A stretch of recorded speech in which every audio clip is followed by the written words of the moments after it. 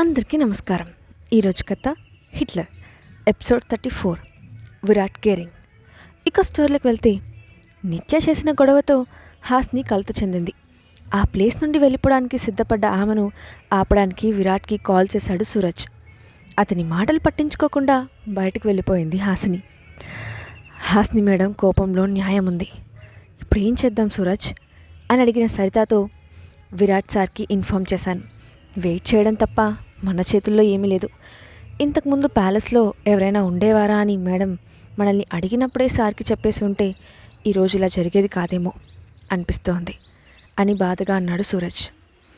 నువ్వేమైనా అనుకో సూరజ్, మన విరాట్ సార్ పక్కన ఆ నిత్య మేడం అస్సలు సరిపోదు.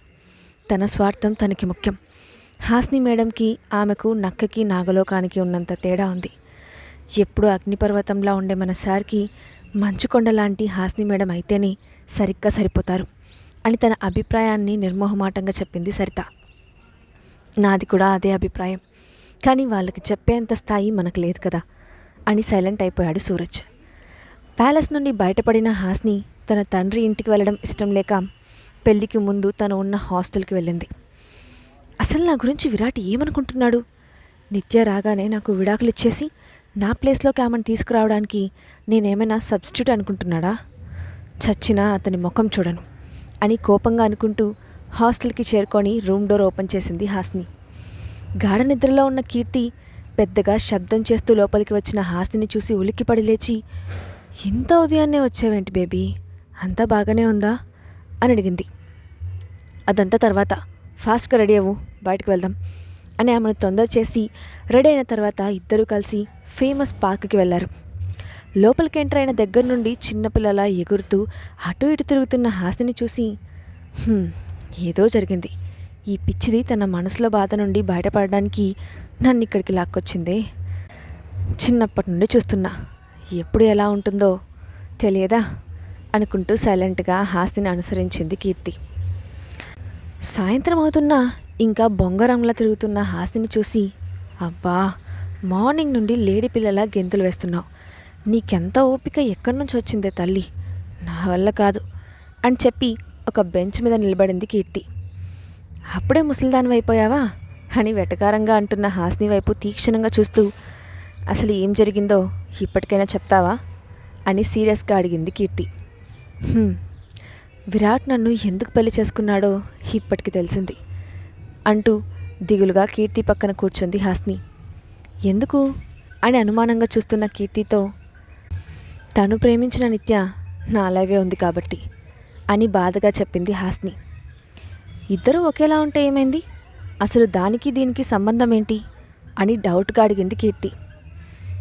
నన్ను ఒక సబ్స్టిట్యూట్గా వాడుకోవాలని చూస్తున్నాడు అని కళ్ళల్లో నీళ్ళతో అంది హాస్ని. నువ్వేదో తప్పుగా ఆలోచిస్తున్నావు బేబీ, విరాట్ గారికి అంత అవసరం ఏముంది? ఆవేశంతో డిసిషన్ తీసుకుంటే నీకే నష్టం, కాస్త శాంతం కలిగి ఆలోచించు అని సర్ది చెప్పే ప్రయత్నం చేసింది కీర్తి. అదే నిజమైతే నిత్యను సీక్రెట్గా కలవాల్సిన అవసరం ఏముంది? విరాట్ కాకుండా మరెవరైనా ఇక్కడ ఉన్నారా అని సరిత వాళ్ళని చాలాసార్లు అడిగాను, ఒక్కరు కూడా నోరు విప్పలేదు. నా దగ్గర దాయాల్సిన అవసరం ఏముంది అని సీరియస్గా చెప్పింది హాస్ని. విరాట్ గారు నీకు చెప్పకపోవడానికి ఏదైనా స్ట్రాంగ్ రీజన్ ఉందేమో. సరే, ఇవన్నీ తర్వాత మాట్లాడుకుందాం, హ్యాపీగా టైం స్పెండ్ చేయి అని టాపిక్ డైవర్ట్ చేసింది కీర్తి. ఉన్నట్టుండి బోటింగ్ వెళ్దామా రా అని పైకి లేచిన హాస్నిని వింతగా చూస్తూ, నా వల్ల కాదు తల్లి, ఉదయం నుండి తిప్పి తిప్పి పిప్పి చేసావు, ఇంకొక్క అడుగు వేసే ఓపిక నాకు అస్సలు లేదు, కావాలంటే నువ్వు వెళ్ళు, నేను ఇక్కడే కూర్చుంటాను అని చేతులెత్తేసింది కీర్తి. పోవే వేస్ట్ పిల్ల, ఇక్కడే చచ్చిపో, నేనొక్కదాన్నే వెళ్ళి హ్యాపీగా ఎంజాయ్ చేస్తాను అని కీర్తిని వెక్కరించి టికెట్ తీసుకొని బోట్లోకి ఎంటర్ అయింది హాస్ని. ఇంతలో బెంచ్ మీద కూర్చొని హాస్ని వైపు చూస్తున్న కీర్తి తన పక్కనే నిల్చున్న విరాట్ని చూసి షాక్ అయిపోయింది. బాబోయ్, ఇతనెప్పుడొచ్చాడు అని గజగజ వణుకుతూ, మీరెలా వచ్చారేంటి విరాట్ గారు అని కంగారుగా అడిగింది కీర్తి. నీ ఫ్రెండ్ కోసం. ఎందుకు వచ్చిందో ఏమన్నా చెప్పిందా అని ప్రశ్నించాడు విరాట్. ఆ విషయం మీరు తనని అడిగి తెలుసుకుంటే బాగుంటుంది అని సైలెంట్ అయిపోయింది కీర్తి. నాకు ఒక బోట్ రెడీ చేదాస్ అని అసిస్టెంట్కి ఆర్డర్ వేసి వాటర్లో రైడ్ ఎంజాయ్ చేస్తున్న హాస్ని వైపు తీక్షణంగా చూస్తూ, వెయిట్ చెయ్యి, వస్తున్నాను, కాసుకో అని లోపల అనుకున్నాడు విరాట్. ప్రశాంతంగా కూర్చొని రైడ్ చేస్తున్న హాస్ని తన వైపే దూసుకు వస్తున్న బోట్ మీద సింహంలా నిల్చున్న విరాట్ కనిపించడంతో ఈ హిట్లర్ ఇక్కడికెందుకు వచ్చాడు అనుకుంటూ బోట్ని మరోవైపు టర్న్ చేయబోయింది హాస్ని. సరిగ్గా అప్పుడే హాస్ని కాలికి ఏదో గుచ్చుకోవడంతో ఆహ్ అని అరుస్తూ ముందు వెనుక చూసుకోకుండా బోట్ మీద గంతుతూ బ్యాలెన్స్ చేసుకోలేక నీళ్ళల్లో పడిపోయింది. స్విమ్మింగ్ వచ్చినప్పటికీ కాలికి తగిలిన దెబ్బ నొప్పికి కాలు కదపలేక నీళ్ళల్లో ఉక్కిరిబిక్కిరైపోయింది హాసిని. ఇంతలో అక్కడికి చేరుకున్న విరాట్ వెంటనే నీళ్ళల్లోకి దూకి వేగంగా హాస్ని వైపు స్విమ్ చేస్తూ వెళ్ళి నడుము చుట్టూ చేవేసి పట్టుకొని ఆర్ యు ఆల్ రైట్ అని ఆ బుగ్గలను తడుముతూ అడిగాడు.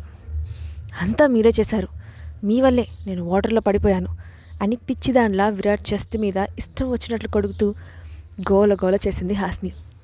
ఆమెను కంట్రోల్ చేయడానికి పెదాల మీద చిరుముద్దిచ్చి ఇది జస్ట్ శాంపిల్ మాత్రమే, మళ్ళీ నోరు తెరిచావో ఎక్కడున్నామో కూడా చూసుకోకుండా ముద్దు పెట్టేస్తాను, సైలెంట్గా నాతో రా అని హాస్నిని అలాగే పట్టుకొని ఒడ్డుకు తీసుకొచ్చాడు విరాట్. గట్టు మీద తడిచిన బట్టల్లో ఉన్న హాస్ని వైపు తీక్షణంగా చూస్తూ నాకు చెప్పకుండా ఎందుకు వచ్చావు, నా ఆర్డర్స్ ఫాలో అవ్వనందుకు నీకు ఎలాంటి పనిష్మెంట్ ఇస్తానో తెలుసా అని హాస్ని కళ్ళల్లో ఎర్రబడ్డ కళ్ళతో చూశాడు విరాట్.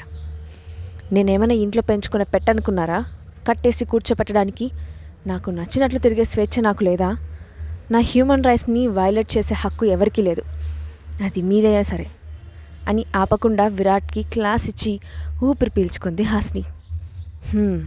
ఇప్పటికే చాలా ఎక్కువ మాట్లాడేశావు, నీ మీద నాకంటే ఇంకెవరికి హక్కు లేదు, ఆఖరికి నీకు కూడా వార్నింగ్ టోన్లో అన్నాడు విరాట్. ఎనఫ్, మిమ్మల్ని భరించే ఓపిక నాకు లేదు, నా జీవితం నా ఇష్టం, మీరు ఎవరు క్వశ్చన్ చేయడానికి కంట్రోల్ చేయడానికి మీ మొహం చూడడానికి కూడా నాకు ఇష్టం లేదు అని కోపంగా అరుస్తూ పక్కకు వేసిన హాస్ని నొప్పి తట్టుకోలేక కింద కూలబడింది. వెంటనే కింద కూర్చొని హాస్ని కాళ్ళను పట్టుకొని పరీక్షగా చూస్తూ సరిగ్గా నుంచోవడం కూడా రాని నీకింత స్పీచ్ అవసరమా, అయినా కాపాడిన వాడి మీదనే కోపం చూపిస్తున్నావు, ఇదేమైనా బాగుందా అంటూ ఆమెను ఎత్తుకొని కూర్చోబెట్టి హాస్పిటల్కి తీసుకెళ్లాడు విరాట్. హాస్ని కాళ్ళని చెక్ చేసిన doctor no problem mister Virat, ఇది చాలా చిన్న దెబ్బ, ఒక వారం రోజుల పాటు మెడిసిన్ యూస్ చేస్తే కాలు కదపకుండా రెస్ట్ తీసుకుంటే సరిపోతుంది అని ప్రిస్క్రిప్షన్ అతని చేతిలో పెట్టాడు. థ్యాంక్ యూ డాక్టర్ అని చెప్పి హాస్నిని తీసుకొని బయటకు వచ్చేసరికి ఇద్దరికి బట్టలు తీసుకొచ్చాడు దాస్. అక్కడే ఒక రూమ్లో చేంజ్ చేసుకున్న తర్వాత ఆమెను తీసుకొని కార్ దగ్గరకు కదిలాడు విరాట్. తను అంత సీరియస్గా మాట్లాడినా పట్టించుకోకుండా సైలెంట్గా ఉన్న విరాట్ని చూసి ఎందుకు ఇదంతా చేస్తున్నారు అని మొహమాటంగా అడిగింది హాస్ని. నా వైఫ్ కాబట్టి అన్నాడు విరాట్. నేను కాలేజ్కి ఎలా వెళ్ళాలి, వారం రోజులు ప్యాలెస్లో ఉండడం అంటే బోర్ కొడుతుంది అని అడగబోయిన హాస్నిని ఒక చూపు చూశాడు విరాట్. హాస్నిని తీసుకొని వెళ్తున్న విరాట్ దగ్గరకు పరుగున వచ్చి మిస్టర్ విరాట్, నేను మీతో అర్జెంటుగా మాట్లాడాలి, కాదు వీడియో చూపించాలి అని చెప్పింది హారతి. జస్ట్ ఎ మినిట్ అంటూ హాస్నిని కారులో కూర్చోబెట్టి హారతి ముందుకొచ్చి ఏం వీడియో అని సీరియస్గా అడిగాడు విరాట్. అతను అలా అడగడం ఆలస్యం, తన మొబైల్లో వీడియో ఓపెన్ చేసి ఈ వీడియో బాగా చూడండి, ఆ హాస్ని ఎంత నీచమైన పనులు చేస్తుందో తెలుస్తుంది అని పొగరుగా నవ్వింది హారతి. కారులో కూర్చున్న హాస్నికి ఈ హిట్లర్తో ఈ పందిమొహం దేని గురించి మాట్లాడుతూ ఉంది, గోలు కొరుక్కుంటూ గ్లాస్ డౌన్ చేసింది.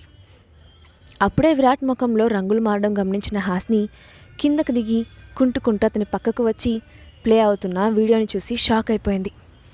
దాదాపు 1 సంవత్సరం క్రితం హాస్ని సూపర్ మార్కెట్లో చేసిన చిన్న దొంగతనాన్ని వీడియో చేసింది హారతి.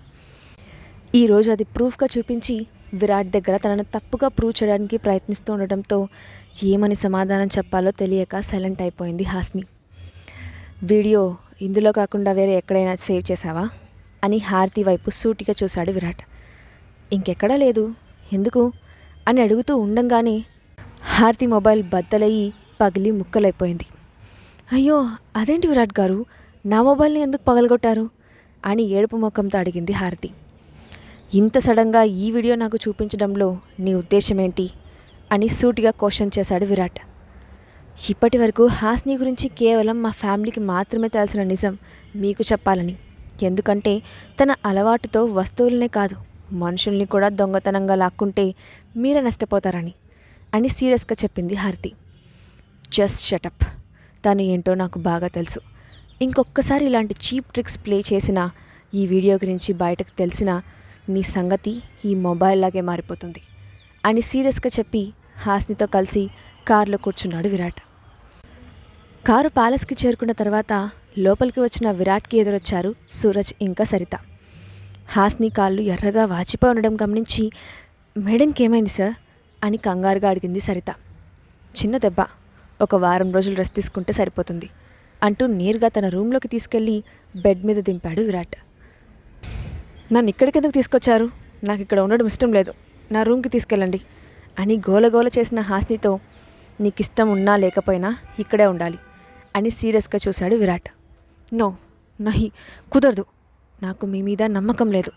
అర్ధరాత్రి అయినా నా మీద పడి ఏదైనా చేస్తే ఎవరిది రెస్పాన్సిబిలిటీ అని ఆవేశంగా అడిగిన హాస్ని వైపు సూటిగా చూస్తూ, నీకిప్పుడు రెస్ట్ అవసరం ఉంది కాబట్టి ఇక్కడే ఉండాలి అని కూల్గా అన్నాడు విరాట్. నా పనులు నేను చేసుకోగలను, ఒకరి హెల్ప్ తీసుకోవాల్సిన అవసరం నాకు లేదు అని పొగర్గా అంటూ తన రూమ్కి వెళ్ళడానికి కదిలిన హాస్ని నొప్పి తట్టుకోలేక బెడ్ మీద కూర్చుంది. అడుగు తీసివేయడానికి కష్టంగా ఉంది, కానీ కబుర్లకేం తక్కువ లేదు. సైలెంట్గా పడుకో, లేదంటే సంసారం స్టార్ట్ చేస్తా, తిక్క కుదురుతుంది అని అందమైన స్మైల్తో ఇచ్చాడు విరాట్. అంతే, ఆ మాటకు బెదిరిపోయి, ఈ హిట్లర్ అన్నంత పని చేసేలా ఉన్నాడు, చచ్చి కొట్టడం అవసరమా అని తనని తానే తిట్టుకుంటూ ముసుగు పెట్టింది హాస్ని. ఇంతలో ఏదో గుర్తొచ్చినట్లు టక్కున లేచి కూర్చొని, విరాట్ గారు మీకు ఓ విషయం చెప్పాలి అని తడబడుతూ తన వైపు చూసింది హాస్ని. చెప్పు అన్నట్లు చూసిన విరాట్తో, వీడియోలో మీరు చూసిందంతా నిజమే. చిన్నప్పటి నుండి ఎప్పుడైనా బాగా ఒత్తిడిలో ఉంటే దొంగతనం చేయాలి అనిపిస్తుంది. అలా ఎందుకు అనిపిస్తుందో నాకు కూడా తెలియదు. డాక్టర్ దగ్గరికి వెళ్ళి చెక్ చేయించుకున్నాను. దానికి సెల్ఫ్ కంట్రోల్ తప్ప మరొక మెడిసిన్ లేదని చెప్పారు. అందుకే ఎప్పుడైనా టెన్షన్ వస్తే కంట్రోల్ చేసుకోలేక చాక్లెట్స్, లాలీపాప్స్ లాంటివి చిన్న చిన్నవి దొంగలించి సాటిస్ఫై చేసుకుంటూ ఉంటాను అని తల వంచుకొని చెప్పింది హాస్ని.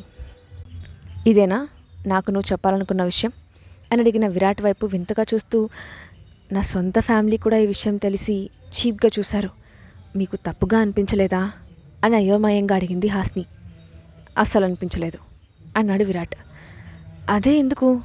మీ భార్య ఒక దొంగ అంటే మీకు చిన్నతనం కదా అని రెచ్చగొట్టినట్లు మాట్లాడింది హాస్ని. నాకు ఎలాంటి అభ్యంతరం లేదు, ఇక వేసిన వేషాలు చాలు కానీ పడుకో అని హాస్ని చెంప మీద చిన్నగా తట్టాడు విరాట్. నేనేం వేషాలు వేశాను అని అడుగుతున్న హాస్ని వైపు సూటిగా చూస్తూ, ఈ రీజన్ చూపించి నేను డివోర్స్ ఇస్తానని ఎక్స్పెక్ట్ చేశావు కదా, అందుకు అని చిరునవ్వు నవ్వాడు విరాట్. అంటే నేను దొంగతనం చేసినా మీకు ప్రాబ్లం లేదా అని విరాట్ వైపు అపనమ్మకంగా చూసింది హాస్ని. నో, నువ్వు బయటకు వచ్చిన తర్వాత దానికి నేనే అమౌంట్ పే చేస్తాను అన్నాడు విరాట్.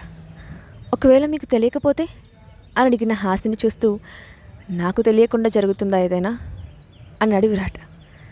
అయినా ఆలోచిస్తున్న హాస్ని వైపు చూసి, నేను పక్కనున్నంత వరకు నీకు ఎలాంటి సమస్య ఉండదు, ఇక పిచ్చి పనులు చేయకుండా రెస్ట్ తీసుకో అన్నాడు విరాట్.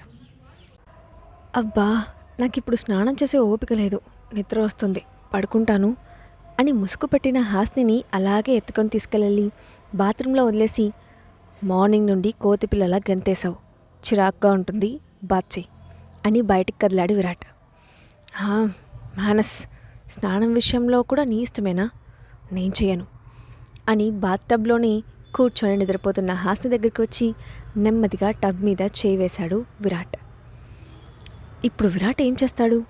మొండిగా మాట్లాడే హాస్నిని ఎలా డీల్ చేస్తాడు? నెక్స్ట్ పార్ట్లో చూద్దాం. ఈ స్టోరీ అప్డేట్ ఎలా ఉందో కింద కామెంట్ బాక్స్లో మీ ఒపీనియన్ని షేర్ చేయండి. అలాగే ఇలాంటి మరిన్ని స్టోరీస్ కోసం మా ఛానల్ని తప్పకుండా సబ్స్క్రైబ్ చేసి పెట్టుకోండి. Thanks for watching.